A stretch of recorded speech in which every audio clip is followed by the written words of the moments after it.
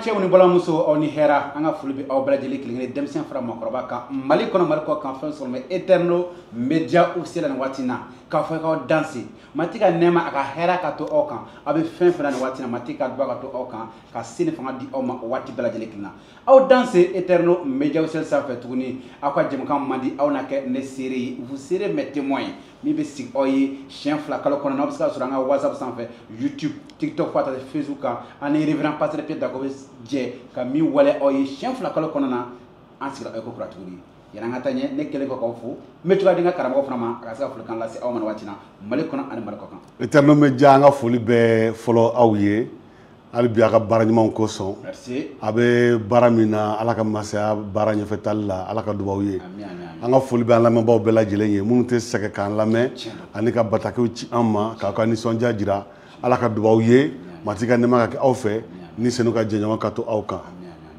Merci beaucoup. Il n'a pas de kalan tugana a waati dɔɔni bɔ an ka kuma ci ko la ci belebele min dira fa Ala fɛ ka di an bɛɛ lajɛlen kelen ma an ka kuma la pasteur mɔgɔ hakili dɔɔni an kumana min na yan'an ka don bi ta la. Eterno an ye émission tɛmɛnen bila yɔrɔ min na o ye nin hali bi an y'a fɔ ko mission ye Ala dusukun ye donc mission ye kanuya de mission baara bɛɛ bɛ sigi kanuya de kan n'a y'o jɛ tiɲɛ yɛrɛ la a bɛ kɛ fɛn wɛrɛ de a bɛ kɛ fɛn wɛrɛ de bon kanuya dun n'i b'a fɛ ka kanuya k'o faamu i bɛ taga Kɔrɔntika kitabu la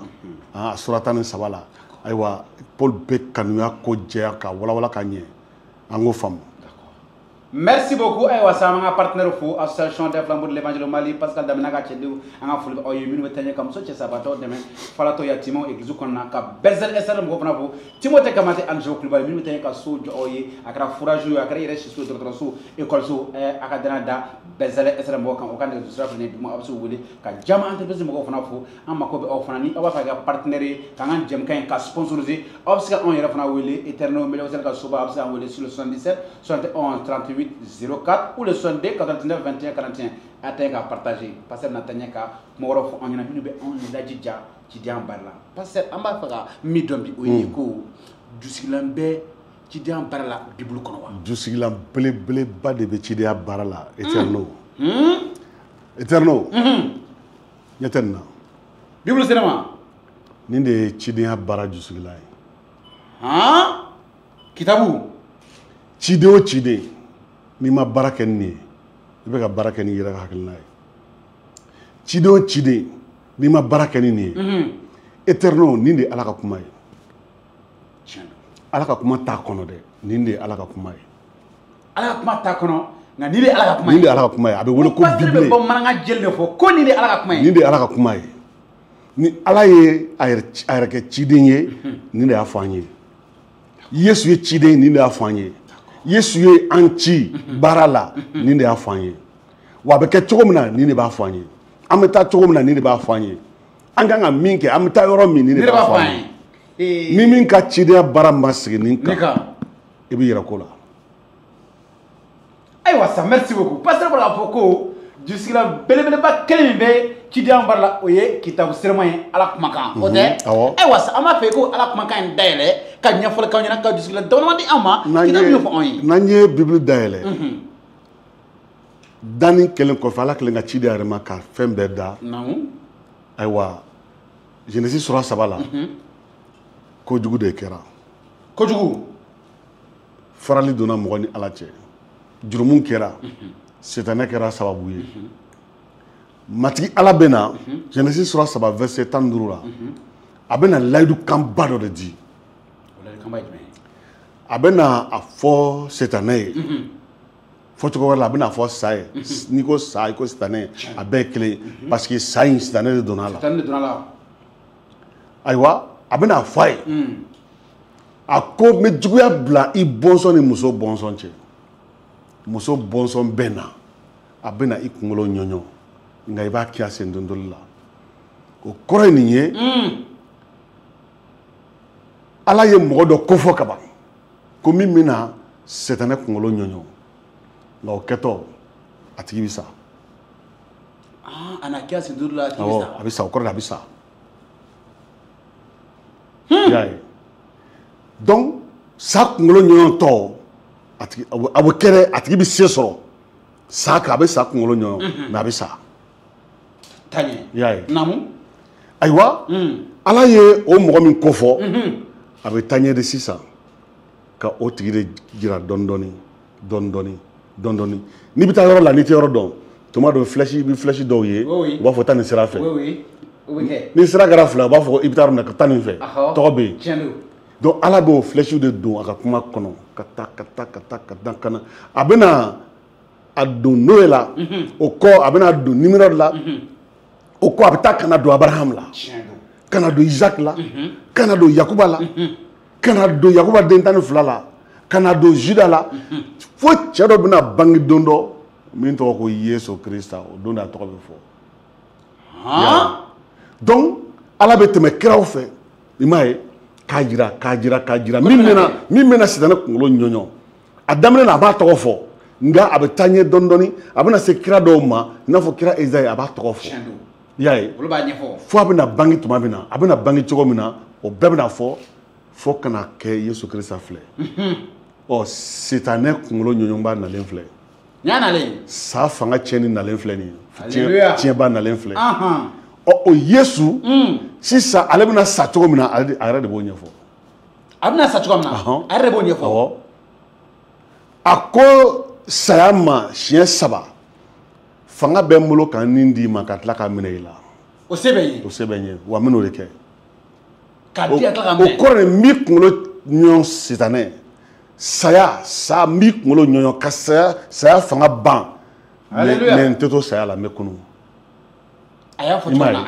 ala y'a fɔ Genèse sura 3 la don min na a ma kununi fɔ a ko i bɛna tiɲɛ sentonto la kɔrɔ a bɛ sa a ma kununi fɔ ye mais Yesu yɛrɛ mana na tuma min na a yɛrɛ b'a fɔ a bɛ sa ka kunu a y'o fɔ cidenw ye nka u kuma ka girin u ma u m'a faamu a faamuya ka gɛlɛn dɛ o de kosɔn a kununen mɛlɛkɛw kɛlen k'a fɔ musow ye ni musow taara f'u ye yan'u ka da la u ye wagati ta fɔlɔ a ka gɛlɛn farikolo la dɛ kuma dɔ a ka gɛlɛn ka da la parce que a ma deli ka kɛ fana voilà donc o kɛlen sisan ayiwa Yesu kununen a ko sisan aw ye nin kow sera o y'a ye ne sera o ye o y'an ka émission tɔgɔ ye sakɛ aw na kɛ ne sera o ye anw de parce que rien n'est hasard éternel vous serez mes témoins an bɛ cidenya baara min na bi kunfɛ baara tɛ seere ko don yɛrɛ ko tɛ philosophe dɔ ma d'an ma mɔgɔba dɔ ma d'an ma président dɔ ma d'an ma mati Yesu Krista an ka cidenya baara fanga bɔra ale de la église ka autorité bɔra Krista de la an bɛ taa n'o autorité an bɛ taa n'o fanga de ye an tɛ taa ni yɛrɛ fanga ye an tɛ taa n'an yɛrɛ ka hakilinaw ye an ka bɛtiba dɔnkili dɔ bɛ yen ko kibaru duman fɔba i yɛrɛ sago tɛ kɛ i y'a faamuya k'i yɛrɛ fanga tɛ se fana o ye tiɲɛ de ye mission in an yɛrɛ sago tɛ kɛ an fanga tɛ se aw na kɛ ne seerew ye éternel naamu pasteur ala ye a dusukun di mɔgɔ minnu ma a y'a d'u ma walasa u k'ale ka kanuya n'a ka duba de lase gɔ bɛɛ ma u k'ale jira mɔgɔw la parce que n'i bɛ ala dusukun dɔn n'i b'o jira mɔgɔw yɛrɛ bɛna ye k'a fɔ tiɲɛ la nin cɛ in bɛ ka min jira an na tiɲɛ don o de ye missionnaire ye ciden ye ayiwa Yesu Krista a fɛnɛ ko aw na kɛnɛ seerew ye a y'a dusukun de di église ma k'a dusukun di cidenw ma a ye n kɛ seerew ye a ye taa n kofɔ mɔgɔw ye fo dugukolo dan a ye taa n jira mɔgɔw la seere bɛ mɔgɔ jira de i ye min ye ka min mɛn ka da min na i bɛ t'o de seereya kɛ i y'a faamuya i tɛ se ka seereya kɛ Yesu a m'a fɔ k'a ye n ka avocat ye a m'o fɔ ayi bi ciden caman chrétien caman pasteur caman bɛ avocat de la o kɔrɔ ye mun ye sisan u bɛ k'a ɲini ka bibili lafasa bibili mɔgɔ si tɛ ni bibili mɔgɔ tɛ mɔgɔ si k'ale lafasa ni ala ka kuma de ye a b'a yɛrɛ lafasa a b'a yɛrɛ lafasa n'a ka di ye e min ma da Yesu la bibili ta i k'a dɔgɔya i k'a fɔ ala ka kuma tɛ i k'a maa fiɲɛya kuma min b'a kɔnɔ a b'a yɛrɛ jiri la e kelen tila k'i ɲɔngiri ka bibili in ta ka danaya k'a la ka baara kɛ n'a ye a b'a yɛrɛ lafasa bi chrétien caman église caman ciden caman de bɛ ka ala lafasa dɔw de yɛrɛ kɛ Yesu ka avocat ye ka Yesu lafasa Yesu ma mɔgɔ si ci a ye taa n lafasa a ye taa n tɔgɔ défend ayi a ko a ye kɛ n seerew ye a ye taa n ladege a ye n dɔn a ye n dusukun ta a ye taa fɔ mɔgɔw ye Yesu dusukun ye mun ye sisan d'accord Galasikaw sura 5 verset 22 Galasikaw sura 5 verset 22 kanuya i bɛ ka taga se kanuya kan dɛ kanuya i ko kanuya tɛ ban ko b'a bɛɛ la ka taa kanuya de b'a bɛɛ la ka taa f'an ka adamadenw kanu de Mali église Mali chrétienw tant que an ma maliyɛnw kanu a min ka jugu min man jugu min ka ɲi min man ɲi min b'a nɛni min b'an bugɔ min b'an dɔgɔya min b'a fa nɛni min b'a fɔ k'an ye kafiriw ye min b'a fɔ k'an ye nin ye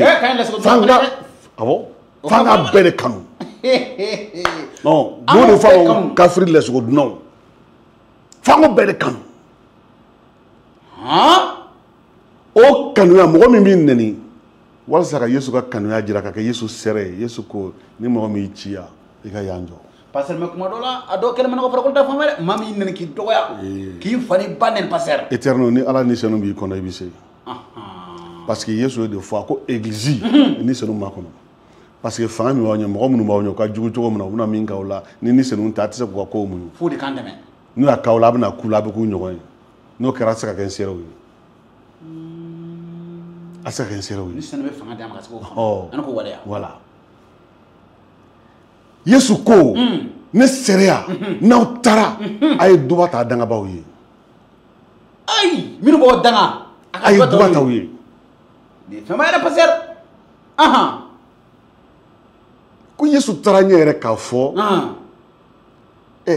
ni u banna la yɔrɔ min na a ye taa kɛlɛ tɛ o kɛlɛ tɛ n'u banna la a ye taa Yesu ko a ye ne seerew de ye bi minnu ye cidenw ye missionnaires ye a y'a partage kosɛbɛ dɛ est ce que an ye Yesu seerew de ye ɲininkali tɔmɔni bɛ yen maintenant an ka yɛrɛ ɲininka Yesu nana dugukolo kan cogo di a nana a ye mun kɛ Yesu nana an ka y'an cogo de ta a y'an ka fini don o tɛ an ka dumuniw a ko kelen de kɛ Yesu y'a tɔgɔla so jɔ dugukolo kan a kun tɛ se k'a kɛ yan a ko kun da yɔrɔ tɛ ale fɛ a kun bɛ si bada la kulu sanfɛ Pierre ka so Yohana ka so a mana yɔrɔ min sɔrɔ a bɛ si yen bi walisa église dɔ ka mɔgɔ dɔ ci cidenya baara la a b'a fɔ fɔlɔ sara kalo kalo sara a bɛ motoba dilan a bɛ motoba ɲini ka di yan a bɛ nin kɛ n ye a bɛ nin kɛ n ye condition voilà condition ka sɔrɔ n'i bɛ ci e jɛnna ni ci ye i bɛ taa mɔgɔw de bɛ yen o dugu la i bɛ ka taa dɔw de cɛ ma i b'olu kanu n'i taara dugutigi lajɛ ni dugutigi bɛ bɔgɔso kɔnɔ a t'a fɔ dugutigi ye yɔrɔ dɔ di yan n bɛna so jɔ n bɛna sigi aw fɛ yan i yɛrɛ fana i ta ɲini voilà yɔrɔ bɛ d'i ma i bɛ daba ta i bɛ bɔgɔ bɔ i bɛ bɔgɔ biriki bɔ i b'i ka so jɔ i bɛ soden fila jɔ i b'i muso ni denw ta bɔ luwanse la a bɛna don a kɔnɔ kan'i yɛrɛ bila o sanfɛ hali ni fɛn b'i bolo kan'i yɛrɛ bila o sanfɛ n'u bɛ sɛnɛ kɛ ka balo sɛnɛ kɛ donc i dama kɛ n'u ye i dama kɛ n'u ye i ka to ka kanuya jira u la ka kuma in f'u ye kisili kuma in f'u ye u bɛna dɔn nin kɛra anw dɔ ye ni nana sigi anw fɛ yan nin y'an ka cogo bɛɛ ta kuma min b'a da fana kuma kura don nin bɛ ka kuma kura min fɔ an ye a bɛ nɛnɛkun bɔ a bɛ nɛnɛkun bɔ Yesu mago bɛ seerew de la Yesu mago tɛ avocat la bi an ka église kɔnɔ minnu kalannenbaw don i n'a fɔ an bɛ minnu wele ko théologiens olu yɛrɛ kɛ avocats ye théologiens de ye ciden yɛrɛ yɛrɛ yɛrɛ ye théologiens minnu ko k'olu kalannenba don ala ko la olu de ciden yɛrɛ yɛrɛ ye olu de kan ka taa cidenya baara la mais est ce que olu bɛ taa bon ɲininkali bɛ yen de parce que olu ka an bɛ minnu wele bi ko théologiens olu ka kalan u b'a sigi mun de kan olu ka kalan sigilen bɛ nin de kan o de don o bɛ nin de dɔn bon maintenant jɔn ye nin sɛbɛn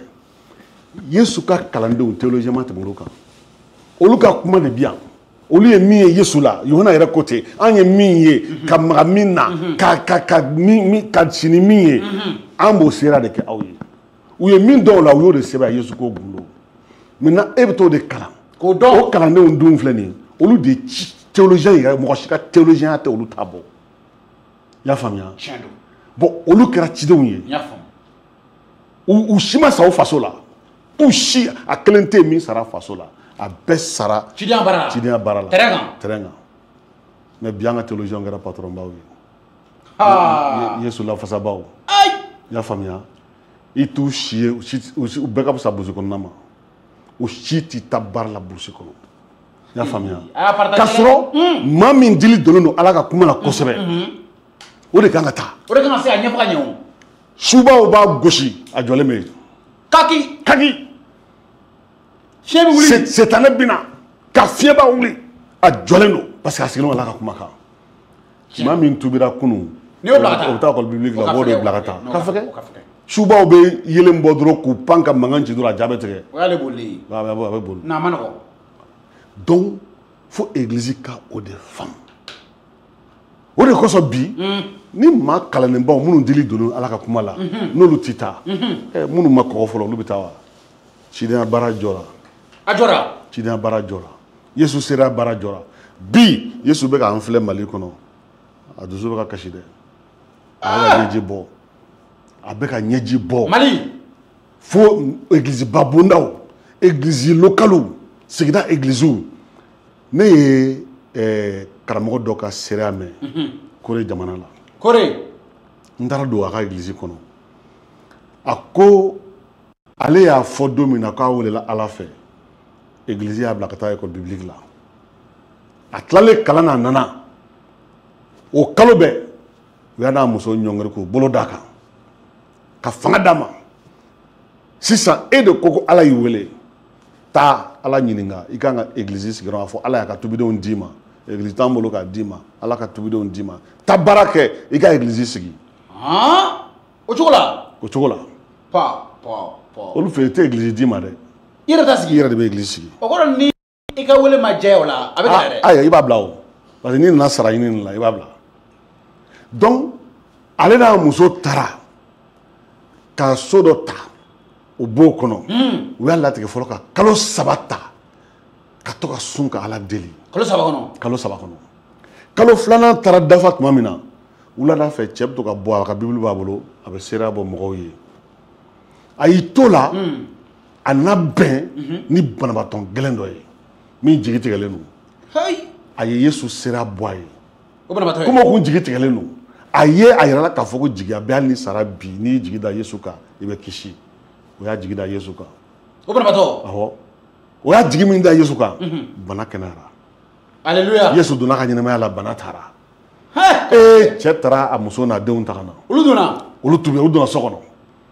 quartier sigida mɔgɔw olu ma da la ko cɛ kɛnɛyara u bɛ to ka na olu dɔw yɛrɛ kun ye cɛ salen ka masakɛ san kelen bɛ taa dafa tuma min na cɛ ka vɛrɛnda kɔrɔla dɛsɛra mɔgɔw la a bɔra sisan ka yala dugu kɔnɔ a ko matigi i y'a fɔ i ka kuma la ko n'an sentɛgɛ dara yɔrɔ o yɔrɔ ko y'an ta ye matigi nin kɛnɛ in filɛ nin ye ayiwa yan kɔni ka di ne ye n bɛ taama kɔnɔ k'an sentɛgɛ d'a kan k'a ɲini i fɛ i ka nin yɔrɔ in d'a ma an k'i ka so jɔ an ka église jɔ yan a y'o kɛ ka Ala deli ka taa mairie la ka demande kɛ u ye papier kɛ k'a d'a ma ko yɔrɔ d'a ma ko yɔrɔ y'i ta yɔrɔ min ɲini Ala fɛ san kelen dafalen kɔfɛ a ko matigi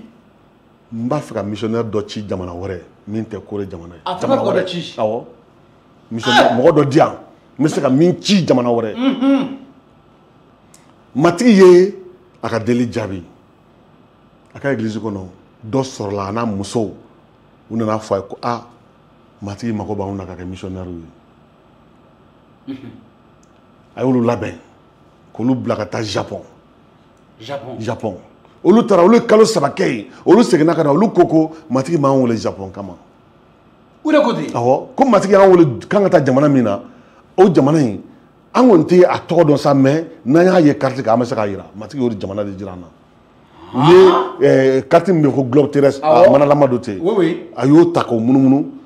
a nana se farafinna gu ma cɛ ko ka jɔ yen a jɔra dɔrɔn a y'i bolo da Mali kan a ko matigi b'an wele yan de o Kore missionnaire fɔlɔ minnu nana olu de sigilen filɛ Bakɔ Jikɔrɔni u ye école so jɔ ka fɛnw kɛ Bago jɔyɔrɔ kelen kelen ya. Bago jɔyɔrɔ kelen kelen. Cɛ ko passer ko a ye yɔrɔ min ɲɛna tubu ka jan. A ko ayiwa matigi b'a fɛ an ka taa yen de. An kɔni labɛn ka taa. N'an bɛ sa ye an bɛ sa ye. Man ne kure ka jan dɛ. I m'a ye. O ye pankuru ko ye dɛ. Ko tile 3 de don. Tile 3 ka bɔ yan ka se kure tile 3 ne taara siɲɛ 3. Mais ala y'olu bɔ foyi ka na foyi Kana la. ya missionnaire la. I y'o de fɔ k'i yɛrɛ sago tigɛ k'ala sago de bɛ kɛ. Ala sago de bɛ kɛ. Parce que an tɛ kuranɛ kan mɛn o foyi foyi. O cɛ bi a ka église yɔrɔ min dira a ma a y'a sen ka jigin ka église jɔ dugu jukɔrɔ ka so wɛrɛ jɔ sanfɛ maintenant ka sɔrɔ ka na so filanan u b'a fɔ étage filanan jɔ sanfɛ ka bɛn ni dugukolo ye ka tila ka sangaso jɔ sanfɛ a ka église bɛ dugu jukɔrɔ 20 000 personnes o de bɛ batoli k'a kɔnɔ a bɛ batoli saba 20 000 mɔgɔ ba mɔgɔ o sigilan de b'a kɔnɔ a bɛ fa tewu o bɛ batoli kɛ siɲɛ 3 dimanche o dimanche siɲɛ 3 bi dɔw bɛ dunga bɔ dɔw bɛ dunga bɔ san 21 baara kɔfɛ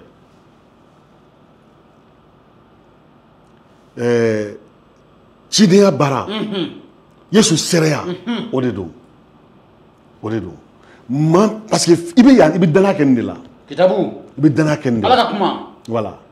Yesu ko aw na kɛnɛ serew ye sere tɛ mɔye ɔ n'an donn'o kɔnɔ k'o walawala seere kan ka kɛ mɔgɔ si fa min ye danaya jumɛn kan k'i fɛ i ka danaya sigilen bɛ mun kan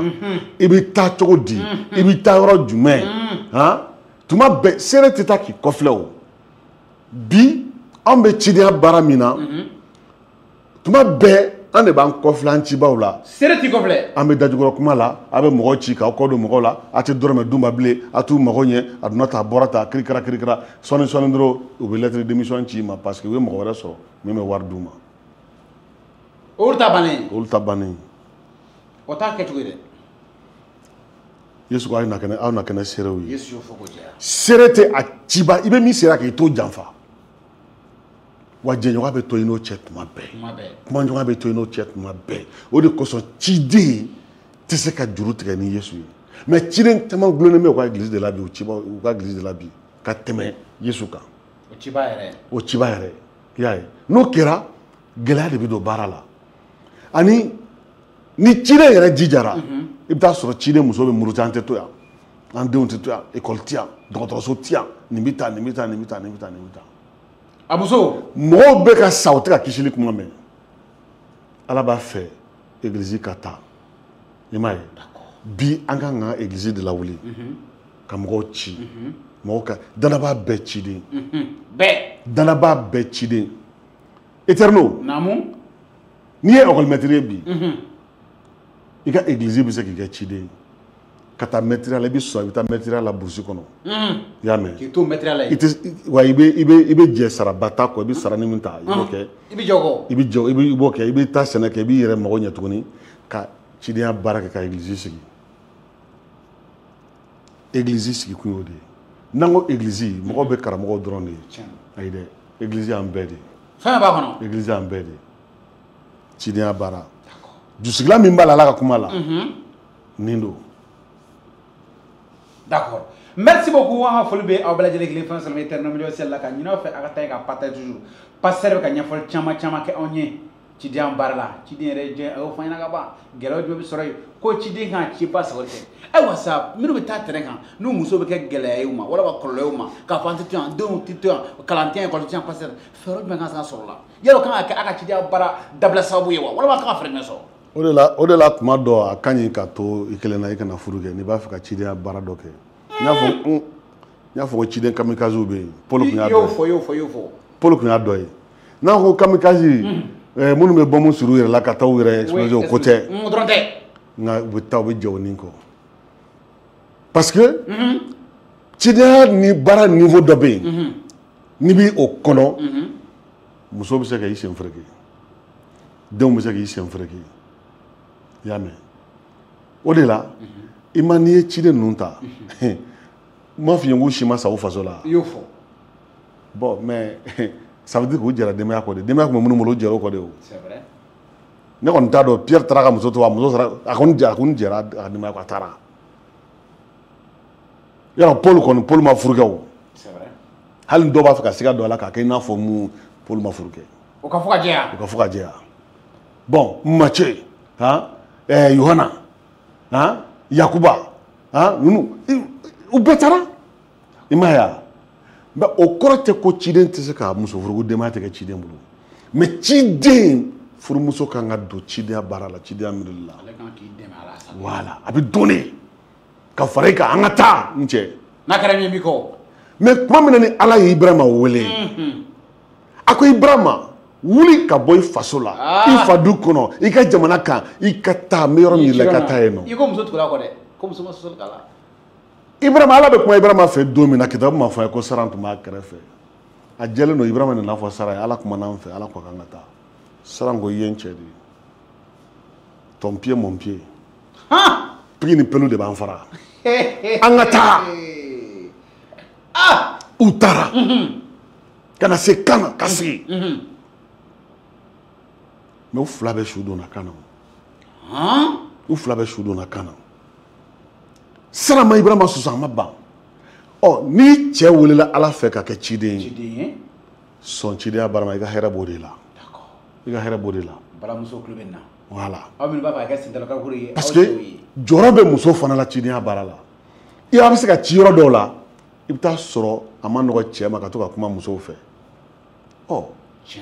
e muso de bɛ kuma musow fɛ c'est vrai dugu dɔ yɛrɛ bɛ yen ka kisili k'i ma o tɛ bɛn yɛrɛ o tɛ bɛn dugu dɔ la o e de b'o kɛ c'est vrai i y'a ye ni denw b'a bolo denmisɛnninw fana bɛ kuma denmisɛnninw fɛ o la o ye kusu bɛɛ talen sa kɛ o de kosɔn tuma min na ni Josué y'a faamuya Josué ko ne ni ne ka so na baara kɛ matigi ye ne ni n ka so awɔ a n'a muso n'a denw kun bɛnnen n'o kan dɛ a m'a fɔ a kun fɛ o u kun bɛnna kan u kun bɛnnen n'o kan bi minnu musow tɛ ka don cidenya baara la k'u dɛmɛ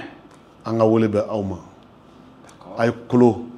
Ala ye a ye sɔn a ye tugu aw cɛw kɔ a ye fara aw kan a ye dɔw la a ye cidenya baara in kɛ ɲɔgɔn fɛ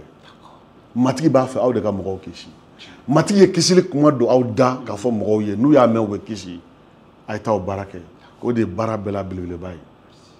Eterno merci beaucoup an ka foli bɛ aw bɛɛ lajɛlen kelen ye an bɛ ka kuma cidenya jusigilan kitabu kɔnɔ na waati b'an kɔ nka o t'a bali a y'a partage sa ka taa ɲɛ ka jɛmukan suivi Facebook sanfɛ YouTube kan siɲɛ 2 kalo kɔnɔ na ayiwa sa pasteur waati kɔni bɛ ka taa n bɛ miiri cogoya na sɔrɔ don natɔ la ɲɛ ka dɔ fɔ ayiwa sa i ka kuma kuncɛ kuma ye jumɛn émission kɔnɔna na Eterno cidenya baara vision yɛrɛsagokɛ tɛ o tɛ yɛrɛsagokɛ tɛ yɔrɔ min ka nɔgɔn k'o ɲɛna tɔmɔ ka taa ye o tɛ o fana tɛ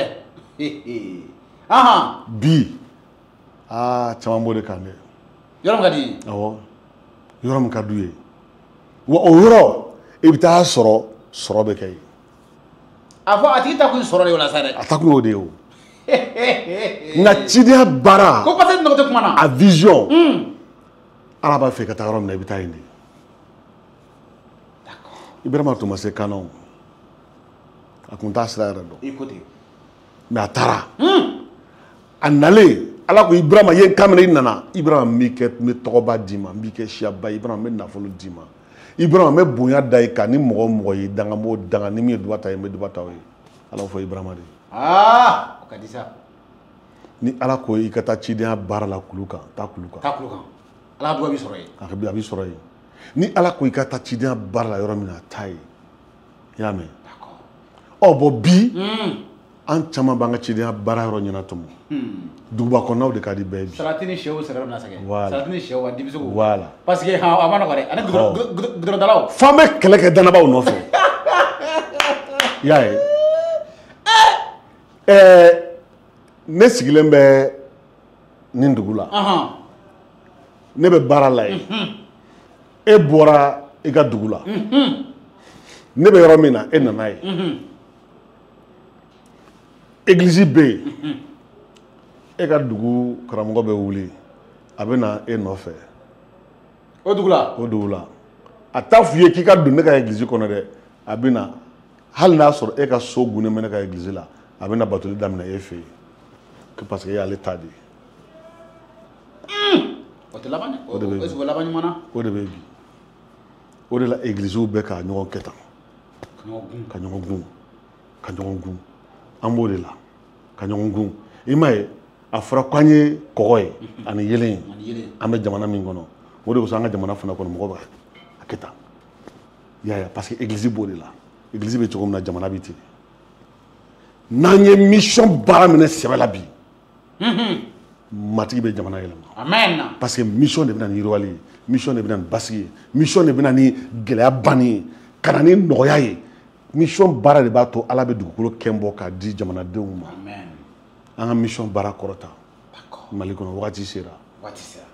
an ka mission baara kɔrɔta mali kɔnɔ waati sera an bɛ bi jamakan in kuncɛ n'o ye ka foli di aw ma mali kɔnɔ mali kɔ ka fɛn sɔrɔ an na yɔrɔ jamana ka diɲɛ fan o fan an ka foli b'i ye ka taa ɲɛ ka an ka nɛgɛ kɛrɛfɛ tigilamɔgɔw fo n'o ye Kamate an b'a fɔ kɛnɛ kɔnɔna David Sakɔ Siɲɔ Kulubali Esdras Jara an ka foli bɛ aw bɛɛ lajɛlen kelen kelen ye pasteur ayiwa sa i ka dugawu ye jumɛn ye ka na waati kuncɛ an bɛ a deli matigi ala fɛ amen a nisanu barika la o min ye mission tigi ye a ka église mali église la kunu mission baara yɛrɛ amin mali église mali danabaw bɛɛ karamɔgɔ dɔrɔn tɛ wagati sera ni senu an lawuli an lakunu mission baara kama n'an ye mission baara ta ni sɛbɛ ye kɛlɛ bɛ ban ni ɲɔgɔn cɛ ɲɔgɔn kɔrɔfɔ bɛ ban ni ɲɔgɔn cɛ ɲɔgɔn nɛni bɛ ban ni ɲɔgɔn cɛ ninnu ka doctrine ka ninnu ka doctrine ma o bɛ ban ni ɲɔgɔn cɛ an ye jamakulu min ye sankolo la yohana sura jirali sura 7 la sura 9 la sura 7 verset 9 la o jamakulu doctrine ko t'u ni ɲɔgɔn cɛ i y'a mɛn parce que o bɔra siyaw bɛɛ ni kanw bɛɛ la ni mawolo bɛɛ la danaya kelen sagaden danaya o de y'u se yen nɔ an ka dugawu bɛɛ mali église danabaw bɛɛ lajɛlen ye ala k'an bolo sabati mission baara la ala k'a kɛ mission baara ka kɛ nɛɛma ye jamana ye ka na ni basigi ye jamana kɔnɔ yesu tɔgɔ la aw merci aw k'an bɛn waati wɛrɛ ma ti ka nɛɛma ka to aw ni ne kan